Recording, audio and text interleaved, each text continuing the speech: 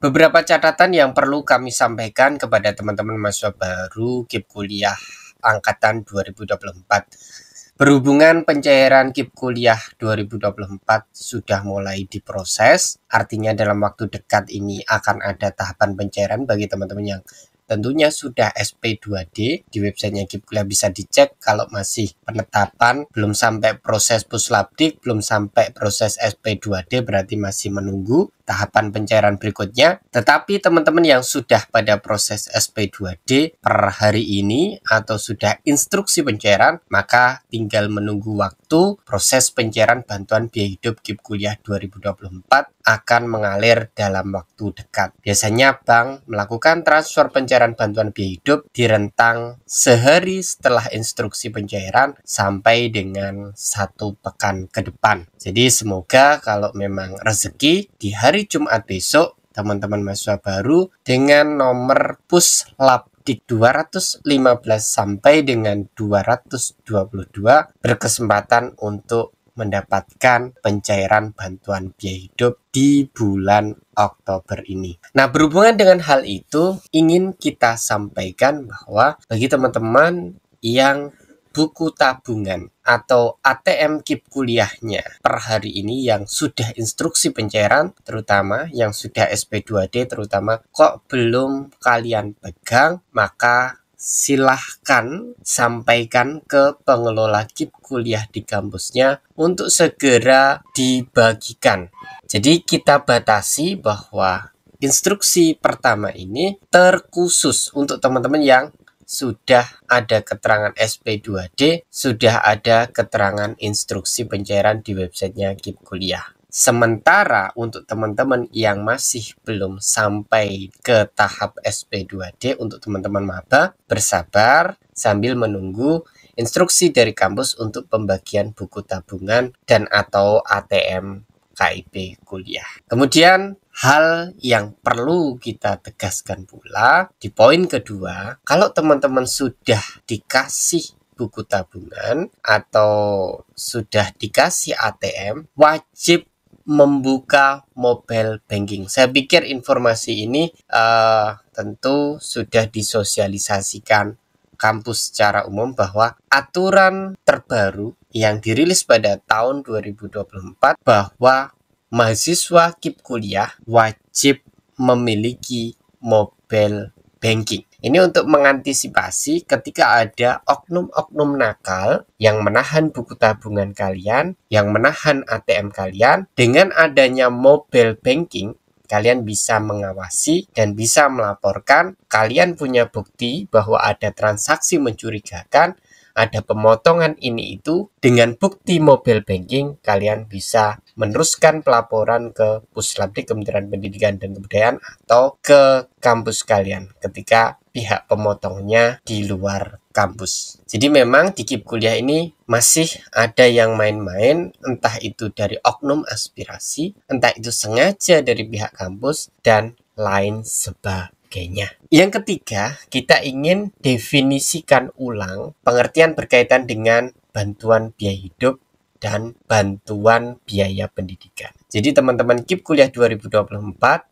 itu tidak ada skema 1, skema 2. Artinya teman-teman memperoleh bantuan biaya hidup sekaligus bantuan biaya pendidikan. Nah, bantuan biaya hidup itu adalah bantuan yang diberikan langsung ke mahasiswa, tidak boleh melalui kampus. Atau maksudnya buku tabungan tidak boleh ditahan kampus, kemudian kalian dikasih sisanya. Itu tidak boleh dan wajib dilaporkan. Jadi bantuan biaya hidup harus diterima langsung oleh mahasiswa, harus dicarikan langsung oleh mahasiswa tanpa boleh ada pemotongan. Sedangkan bantuan biaya pendidikan ini adalah bantuan yang ditransfer langsung ke rekening kampus untuk kebutuhan akademik mahasiswa penerima KIP kuliah, meliputi UKT atau kalau di PTS meliputi SPP, termasuk kegiatan-kegiatan akademik wajib yang menjadi rangkaian proses perkuliahan, proses aktivitas akademik penerimaan mahasiswa baru sampai dengan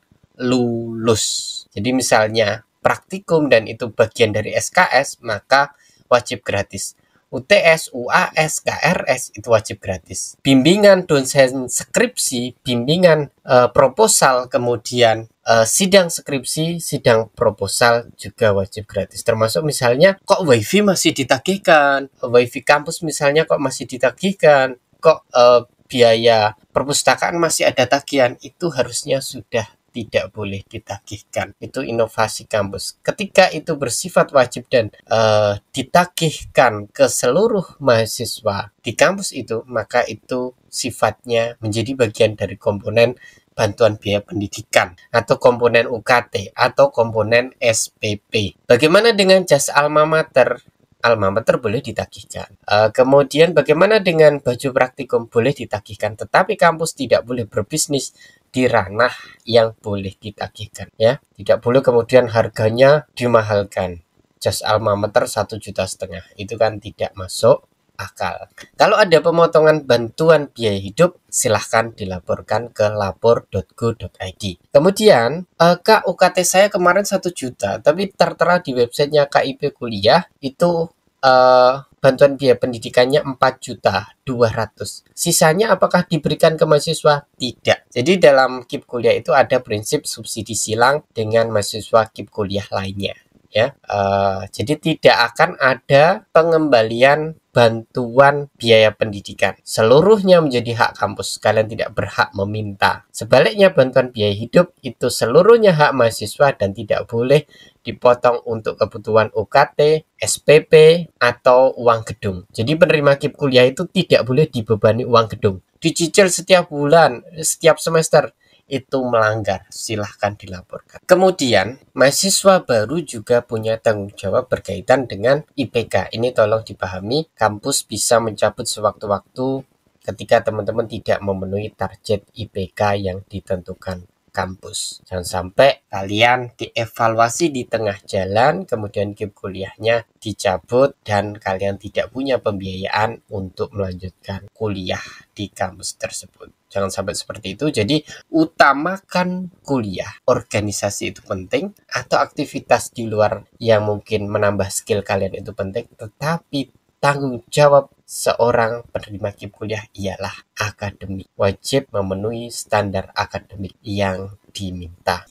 Nah, kembali berkaitan dengan pencairan, kita ingatkan karena ada dorman, rekening yang dorman dalam pencairan KIP kuliah semester ini di mahasiswa ongoing, maka jangan kemudian bantuan biaya hidupnya ditarik semuanya, dinolkan, jangan. Disisakan 500.000, 300.000, 1 juta. Bagi teman-teman yang punya rekening lain, jangan ditarik semua kemudian dimasukkan rekening pribadi, jangan. Sisakan dan transaksikan selama 6 bulan. Misalkan kalian sisakan 300.000 per bulan, kalian transaksikan 50.000, tujuannya agar rekening kalian tetap hidup, gitu ya. Masalahnya ketika rekening kalian mati, dorman atau inaktif, nonaktif, impact-nya adalah pencairan KIP kuliah kalian di semester berikutnya akan terhambat. Teman kalian sudah cair, rekening kalian dorman, maka kalian nunggu pencairan agak lama lagi. Bisa jadi jeda 1 bulan baru cair. Dan itu kan kasihan kalian, gitu ya. Kalian perlu tahu itu.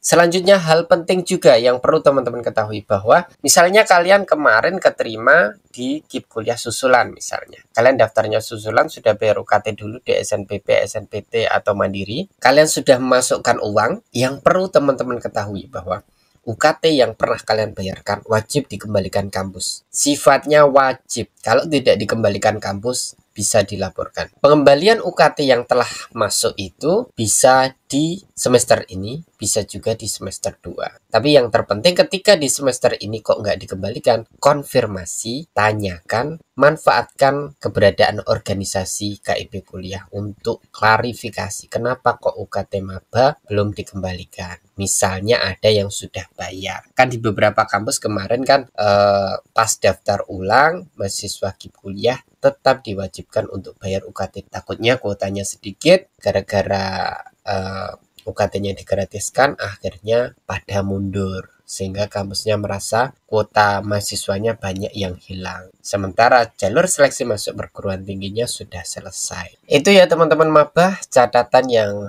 harus saya sampaikan dan menurut saya itu dulu. nggak usah banyak-banyak, nanti kontennya jadi sedikit kalau saya kasih ilmunya semua di video ini. Semoga apa yang kami sampaikan bisa ada manfaat.